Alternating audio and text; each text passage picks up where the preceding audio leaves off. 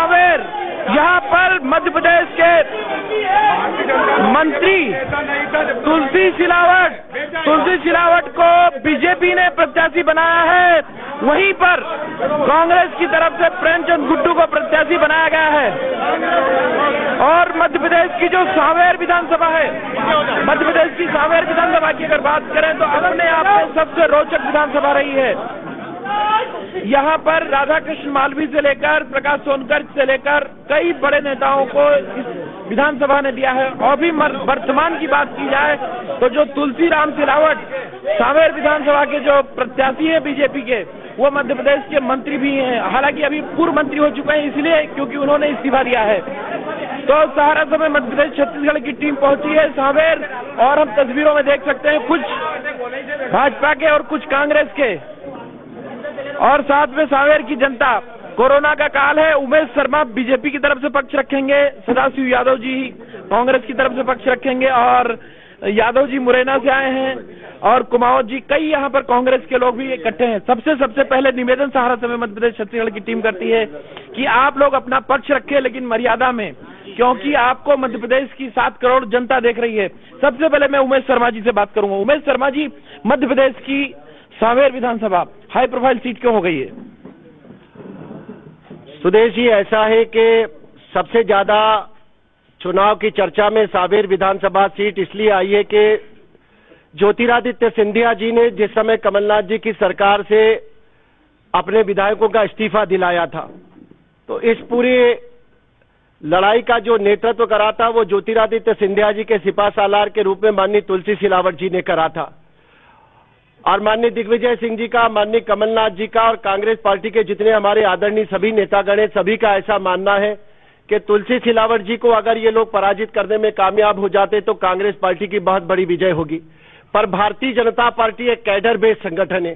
Bharatiya Janata party का कार्यकर्ता विचार आधारित राजनीतिक संगठन का कार्यकर्ता है, और इस विचार आधारित राजनीतिक संगठन के कार्यकर्ता ने तय कर लिया है कि 28 उपचुनाव में सबसे बड़ी विजय जो होगी वो तुलसी सिलावट की होगी। उमेश शर्मा जो भाजपा वार रूम के प्रभारी हैं, इस वक्त जिला अध्यक्ष कांग्रेस के सदाशिव यादव जी, उमेश जी ने दावा किया कि सबसे बड़ी जीत मध्य प्रदेश की तुलसी सिलावट की होगी, और इन्होंने कहा कि भाजपा के कार्यकर्ताओं ने तय कर लिया है, चूंकि यही तुलसी सिलावट का प्रचार आप 2018 चुनाव में आप खुद भी करते नजर आए थे। बिल्कुल 100%, क्योंकि कांग्रेस की विचारधारा से जुड़े थे, इसलिए हमने उनका प्रचार प्रसार किया था और वो जीते थे। और यही लोग जो आज बोल रहे हैं वो भी राजेश सोनकर जी के साथ थे। और अभी जिस तरीके से ज्योतिरादित्य सिंधिया का मेरे बड़े भाई उमेश शर्मा जी जो बोल रहे थे, तो मैं बताना चाहता हूं कि ज्योतिरादित्य सिंधिया परिवार कौन सा परिवार है। 1857 की क्रांति हुई थी, झांसी की रानी के साथ इन गद्दारों ने, इस परिवार ने गद्दारी की थी, नहीं तो ये देश स्वतंत्र हो जाता। तो ये वो लोग हैं, ये सही लोग देश के लिए हो नहीं सकते, क्योंकि इन्होंने जिस तरीके से प्रजातंत्र और लोकतंत्र की चुनी हुई सरकार को पैसे के धन बल पर बिक कर, और इन्होंने जो पाप किया है वो जनता माफ नहीं करेगी। कितने वोटों से विजय होंगे ये इन्हें खुद अभी जनता बता देगी। बहुत ज्यादा टाइम नहीं है। जिस तरीके से कमलनाथ जी की सरकार काम कर रही थी, चाहे वो किसानों के हित में काम हो, कर्ज मुक्ति की बात हो, वो की, जो बाकी थे वो इन्होंने करने थे। इनकी तो कृषि मंत्री कहता है कि किसानों का बिल माफ करना पाप है, तो इनकी कथनी और करनी उजागर है। जिस तरीके से गरीबों को एक बत्ती कनेक्शन का लाभ मिल रहा था, ये सब वर्ग जन कल्याणकारी जो योजनाएं चल रही थी उससे प्रभावित होके अभी आपको 3 तारीख को और 10 तारीख को जो मतदान खुलेगा उसमें इनको धरातल इनको दिख जाएगा कि क्या होता है। बिल्कुल कांग्रेस की तरफ से दावा है कि धरातल दिख जाएगा, लेकिन अपने आप में सांवेर की अगर जनता है तो क्या कहता है सांवेर का रुख? यहाँ के स्थानीय पत्रकार हैं प्रवीण, यहाँ की जो स्थानीय स्थिति है, आप कई सालों से पत्रकारिता कर रहे हैं, क्या देखते हैं? सांवेर, आपको बताऊं कि इतने साल यहाँ नेता आते हैं। एक सांवेर का दुख ये है कि यहाँ इंदौरी नेता रहते हैं, स्थानीय नेता यहाँ कोई भी नहीं हुआ। भाजपा से संतोष मालवीय को टिकट मिला था, लेकिन एक अपवाद कहते कि उनको टिकट मिला लेकिन वो हार गए थे। आज भी सांवेर की स्थिति यही है। 20 साल पहले वही सड़क थी, वही धूल उड़ रही है। जो यहाँ के दुकानदार है वो ये सोचते हैं कि क्या पूरा जीवन इसी धूल में निकल जाएगा। नेता वादे तो बहुत करते हैं। मैं गाँव में भी देख रहा हूँ, गाँव में भी कवरेज के लिए गया हूँ, वहां भी सिर्फ नेता भाषणबाजी कर रहे हैं, जमीन पर उनका विकास नहीं दिख रहा है। दूसरी बात ये कि दोनों पार्टी मुद्दों को भटकाने के लिए अनर्गल बयानबाजी कर रही है। बिल्कुल, ये पत्रकार का लहजा था और उन्होंने कहा कि सांवेर विधानसभा की अगर बात की जाए तो ये बात तो तय है कि इंदौर से ही प्रत्याशी यहाँ पर आता है, चाहे प्रेमचंद गुड्डू विधायक रहे हों या राधाकृष्ण मालवी जी रहे हों या प्रकाश सोनकर जी यहाँ पर विधायक रहे हों या तुलसीराम सिलावट जी रहे हों, अभी तक ऐसा ही रहा है। उमेश शर्मा जी, क्योंकि आप भी इंदौर से आकर यहाँ प्रचार कर रहे हैं, आप अब तो सांवेर पहले जैसा बचा नहीं कि सांवेर अब तो आधा इंदौर भी हो चुका है। स्थानीय मुद्दा एक स्थानीय पत्रकार कह रहे हैं। सुदेश जी, पहले मैं मेरे मित्र और बहुत परम मित्र है, मेरे राजनीतिक संबंध अपनी जगह है, सदाशिव भाई और मेरे बड़े पारिवारिक संबंध है, उनकी एक बात का जवाब दे दूं। और ये बात उनकी बात का जवाब नहीं है, बार बार हमारे जीतू पटवारी जी, उनसे भी मेरे भाई है, वो बार बार एक प्रश्न उठाते थे झांसी की रानी का। तो मुझे केवल एक बात का जवाब चाहिए कि झांसी की रानी माधवराव सिंधिया जी के समय नहीं थी।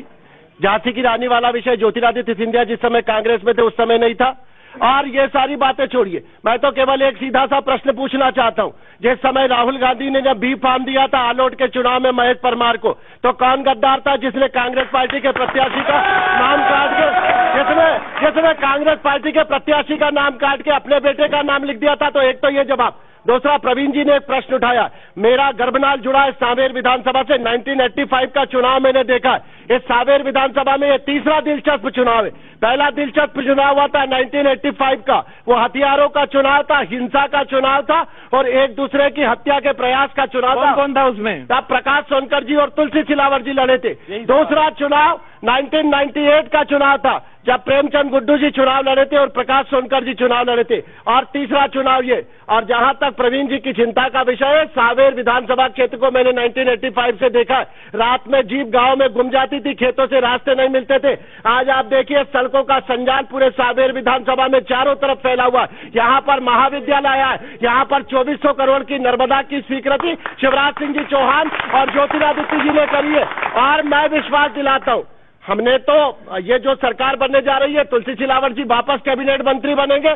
और विश्वास रखिए कि एक अच्छा आदमी गलत पार्टी में था, अब अच्छा आदमी अच्छी पार्टी में आ गया। विकास की बात, अच्छा आदमी अच्छी पार्टी में, और खासकर यहाँ पर 2400 करोड़ की नर्मदा का सवाल, इसको लेकर लगातार सियासत होती रही है।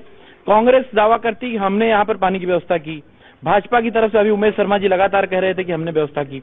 सांवेर में पानी तो मिले कम से कम, किसने की? आप क्या कहेंगे इसको लेकर? मैं तो ये कहता हूँ कि भाजपा की कथनी और करनी में अंतर है। 2013 में नर्मदा लाल कृष्ण आडवाणी जी के इसमें उद्घाटन हो चुका है।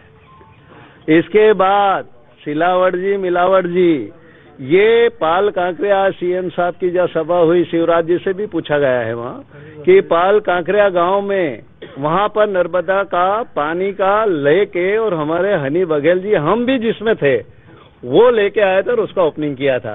तो इनकी कथनी करनी में अंतर है, इनको अपने में गिरेबान में झांकना चाहिए। मध्य प्रदेश के जोर से बोलते और जड़ बोलते। मध्य प्रदेश के कांग्रेस के नेताओं को भी यहाँ पर ड्यूटी में लगाया गया है। मुरैना से यादव जी आए हैं। यादव जी, क्या देखते हैं आप इस क्षेत्र को? मैं ये देख रहा हूं, पहले तो जो चंबल को देख के आया हूं अपने, जहां 16 सीटों पे सबसे ज्यादा चुनाव हो रहा है चंबल में हमारे। और चंबल में हमारे जो एक ही मुद्दा है, जो ना पार्टी का चुनाव नहीं है, ये लोकतंत्र का चुनाव हो रहा है वहां। ये गद्दारों को जवाब देने का जो है ये चुनाव हो रहा है वहां। ये चुनाव इस बात के लिए जो है लड़ा जा रहा है कि वहां पर इस तरीके की पुनरावृत्ति दोबारा ना हो। इस तरीके का बिहार, यूपी जैसा चलन मध्य प्रदेश में जो है प्रथम बार हुआ है। यदि इस तरीके से गद्दार जीत गए तो आगे आम मतदाताओं के पास कोई भी क्या वोट मांगने नहीं आएगा। सीधे विधायकों को नोटों से जो है खरीदा जाएगा और सरकारें जो बनाई जाएंगी। इसीलिए हर आम मतदाता जाग गया है और जागरूक है। आने वाली 3 तारीख को कांग्रेस पार्टी को कोई सारा वोट जा रहा है और निश्चित रूप से 10 तारीख को दोबारा से जो है कमलनाथ जी इस मध्य प्रदेश की बागडोर संभाल रहे हैं। 10 तारीख को क्या होगा ये तो जनता बताएगी। और कई लोग यहाँ पर मौजूद है। उमेश भाई, सुदेश जी, मुझे बार बार यह आशंका लगती थी कि प्रेमचंद गुड्डू जी के पास जो है वो ग्राउंड लेवल पे कार्यकर्ताओं की कमी है, ग्रास रूट का कार्यकर्ता सावेर का उनके पास नहीं है।